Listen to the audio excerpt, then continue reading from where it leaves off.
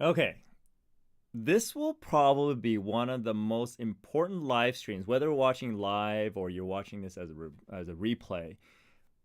As an entrepreneur, whether it be service-oriented, service-based entrepreneur, or you're a course creator, this will probably be one of the most important live streams you'll ever watch if you are looking to scale your business. Because in this video, I'm going to talk about how we have consistently, over the last couple decades, 10x our clients' businesses, and not only that, scale themselves out of the business altogether. Because ultimately, when you have a business, that's, well, maybe not everybody, but a lot of people, that's what they want. And let me start off by saying that when it comes to 10xing your business or scaling your business, what typically makes it difficult for most people to get there or do that or achieve that, or maybe even get so burnt out trying to do that, is because they overcomplicate it. And it's nobody's fault, because for some reason our entrepreneurial culture of business consultants and strategists and gurus, in an effort to kind of validate their value in the marketplace, inadvertently create high levels of complexity of what it takes to actually scale your business. Now, even when it comes to growing your teams and scaling your teams, the more complicated we make it, the harder we're actually making it for ourselves. And the reason why we've been able to consistently do it over the last couple decades is because of the simple approach, which I am going to show you our entire framework today. Okay, so if you want to 10x your business and you want to scale yourself out of working in the business, pull out your notes and everything, because I am going to show you everything, our entire framework of how we're consistently able to do this in a timeless way, in a rinse and repeat way, in a plug and play way. That way, when you are done with this, you can immediately, or watching this, you can immediately go apply. Okay. Hey, it's Wei, and in case you don't know who I am the CEO of Limitless Leader and the co-creator of our Scale Up and Out program. And over the last 20 years, my business partner Lisa and I, we've helped thousands of entrepreneurs and leaders all over the world to do just that. Scale up your business, scale out of your business. That means out of the daily grind, out of the day-to-day, while still owning the business, without sacrificing revenue and growth, without having to hire more people, depending on how you uniquely want to scale. And that's a big thing right there. So many entrepreneurs are caught up on, you have to scale this way. This is how you scale. But the reality is, scaling is subjective, especially as an entrepreneur. It's your baby, and every baby grows up differently, right? And so if we get too caught up in creating this universal approach to scaling, that's often how we get stuck. So what I'm going to do in the next several minutes is do the best I can to show you everything that we do. And for those of you who are totally go-getters and implementers, you can probably walk away with some significant breakthroughs in how it works. And I'm going to show you this 3-phase framework of how we do it over and over again. And once you install that into your organization, every time you want to scale, you just rinse and repeat. And it's timeless. It's not trend dependent. It's not cycle dependent. It's not economy dependent. It will work every single time. Okay. Now you're probably saying, okay, wait, let's dive right in. Okay, so let's dive right in. And if you have any questions or comments throughout this whole entire live stream, or if you're watching this afterwards, just comment below, and then I will pay attention to all that and make sure that it responds to you. So let me go ahead and jump into my virtual whiteboard, and let's get started. All right, so we call this a scale up and out sustainable scaling framework, and it's broken down into 3 simple phases. Okay, phase 1 is called foundations, and this is a really important phase. I'll get to that in just a moment of why it's so important, why it's so different, because we're the few scaling experts in the industry that actually put this in the beginning of our entire framework. Okay, why? Why we put it in the beginning? Because nobody else likes to put it there because it's not very sexy, and when people try to sell it, it's like boring or whatever the case may be. But it is a critical game changer for creating sustainability. Phase 2 is acceleration, where we address the root cause of all success when it comes to business strategies. And phase 3 is called orchestration, which is what everybody wants. Last thing people want is a yo-yo scenario of when you scale out, and then like a bad mafia sucks you back in. I say that over and over again. I just had this conversation with a few clients just the other day, and they were nodding their heads like saying, yes, it's a frustrating thing when we don't use this framework, how you scale out. And even knowing the framework, if you forget and you go and you try to scale, it just happens again and again. So let me show you something real quick before I dive into the details of each of these frameworks, okay? These two right here are what most of us as entrepreneurs learn, depending on how long you've been in the business, on how to scale. You focus on accelerating, increasing the performance of your team, of yourself, of your business and sales strategies. It's sexy, it's fun, because that's when you get those big results, big revenues and everything like that. Phase 3 is also pretty popular because then it's all about, okay, great, let's optimize our teams and let's get our teams going and let's focus on continuing to scale. The challenge is if you only do phase 2 and phase 3, and this is why we put phase 1 in the beginning, is we experienced in the past before we actually use phase 1, is that you get inconsistent results, right? Because there's some key foundations, which I will share with you, that happens in phase 1 that is typically in the past just sprinkled in throughout the process, okay? And based on whatever happens. Phase 1 is typically used by most people as a way to solve scaling problems that pop up while you're doing phase 2 and phase 3.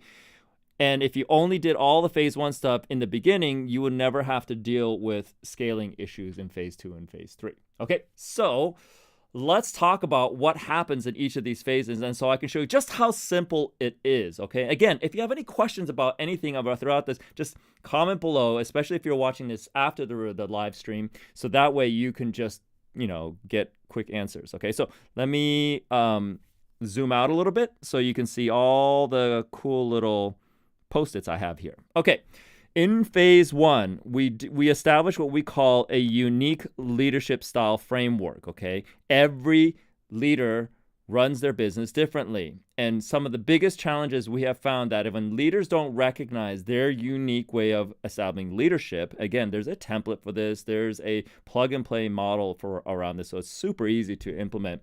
All you have to do is understand how to use our technology to elicit this. You build your organization around your unique leadership style. When you try to adopt someone else's leadership style and run your business because you're in a high-power networking group and they're telling you how to run your business, and you have challenges taking full ownership of how you uniquely show up, that's when scaling is difficult. So one of the first things we do is we help you establish that unique style of leadership. This here is a huge piece, okay? And it's about establishing sustainable, scaling metrics. Now, I want to go a little bit deeper on this one. There are 2 extra metrics that we actually incorporate that nobody else does, okay? It's called a Y stack metric and a time freedom metric, okay? Why do most people not, or most organizations not incorporate these metrics in their KPIs? Is because without our process, it's not quantifiable. Okay, so what we do is we add these 2 metrics, and it's exactly what it sounds like. The Y metric is why you're actually scaling, which creates a customized set of metrics. Okay, and then time freedom is, well, how much time do you want out of the business? And that then needs to be a KPI as well. Again, there's a whole strategy around this, but I'm just giving you kind of like the big picture here, is that if you want to scale sustainably, if you want to 10x your business and stay 10x and let that be the new baseline of monthly revenues, annual revenues, then you have to incorporate, along with your sales KPIs and your operational KPIs and all those different things, you want to incorporate the Y stack, what we call the Y stack, which is why you're actually scaling. And yes, we have a way to show you how to quantify your reason for scaling. Same thing with time freedom. How much time do you want to scale out of the business? Is it 50%, 75%, 100%? So that now you just own the business, reap the rewards of it without having to be in it every single day, okay? Whatever it may be, you set the tone. Without those customized metrics, the yo-yo scaling effect happens over and over again because you'll make a bunch of money, but your why or your time freedom isn't there, and then you get sucked back in, and then your revenue drops because you're figuring out how to do the why. Get this taken care of in phase one, and you'll be better off, okay?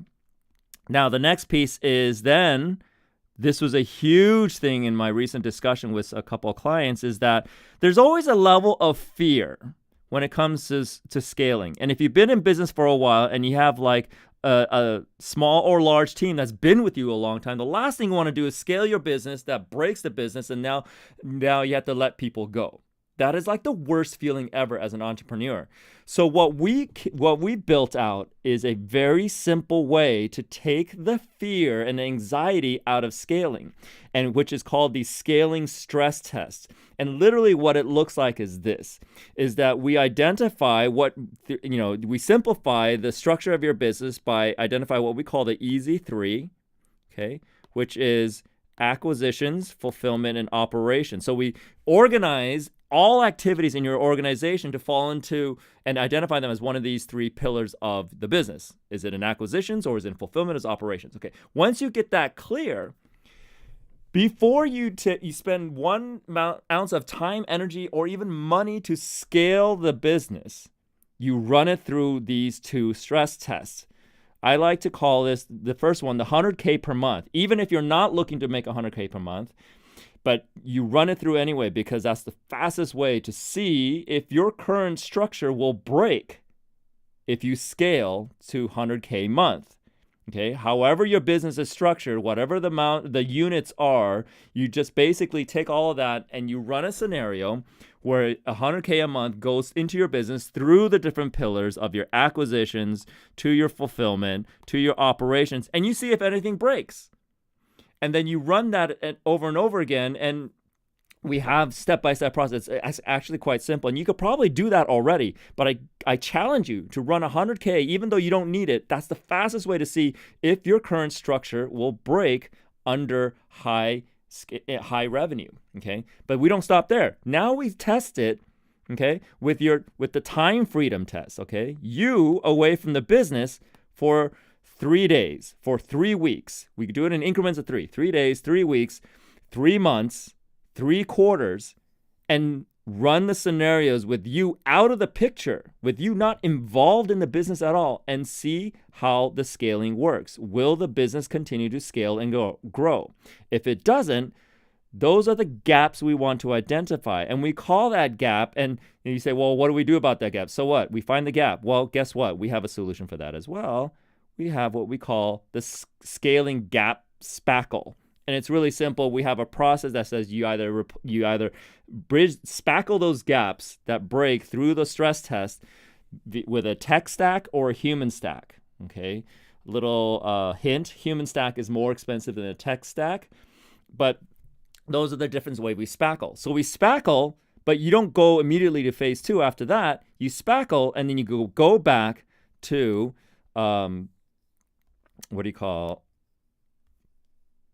running the scaling stress test again. You run this over and over again until you yourself, as a leader, as an entrepreneur, have no more fear around scaling.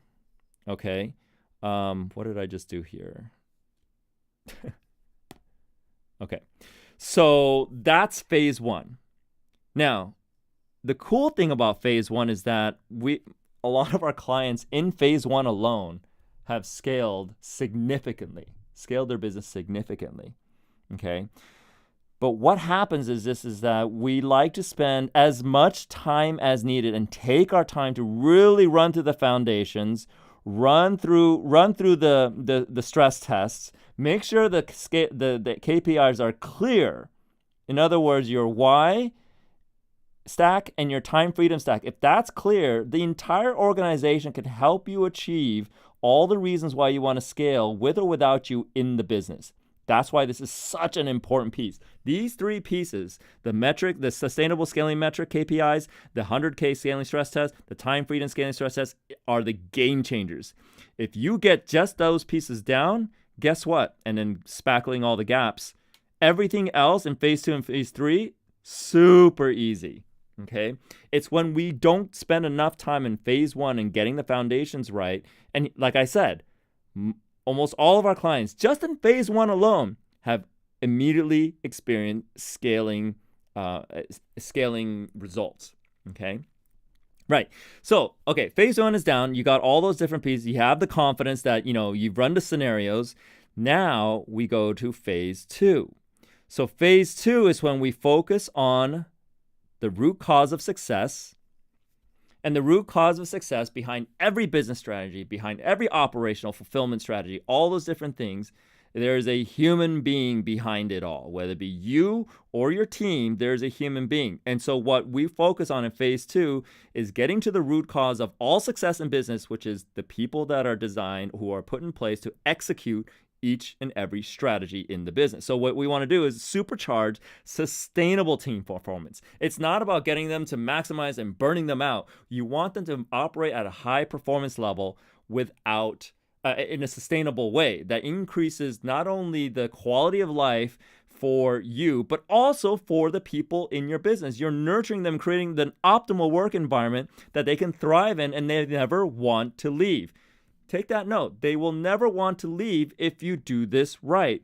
And don't worry, we also have a whole entire set of strategies around this. So if this is something that you want access to, you'll see in the description. Just comment below and I'll give you free access to all the different strategies and the trainings around this that we give our private clients. But anyway, so supercharge your sustainable team performance, and it's quick. It's a template approach. It's a consistent approach that we do over and over again, and you just plug and play.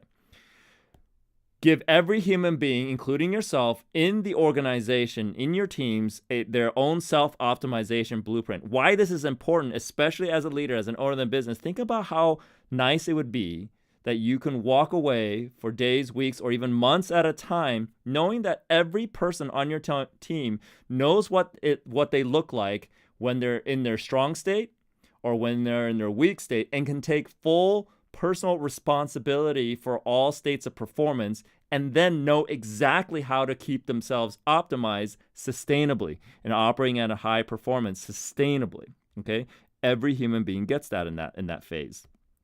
Now, the way we do that is we basically, this is just a breakdown of the self-optimization blueprint. We give every human being, again, this is really quick to elicit, usually like an hour or less. Okay, an hour or less. We can give every human being their optimal 3-phase workday. In other words, how they best operate in the morning, how they operate during the day, how they best operate in the latter part of the day, morning, noon, and night. Okay.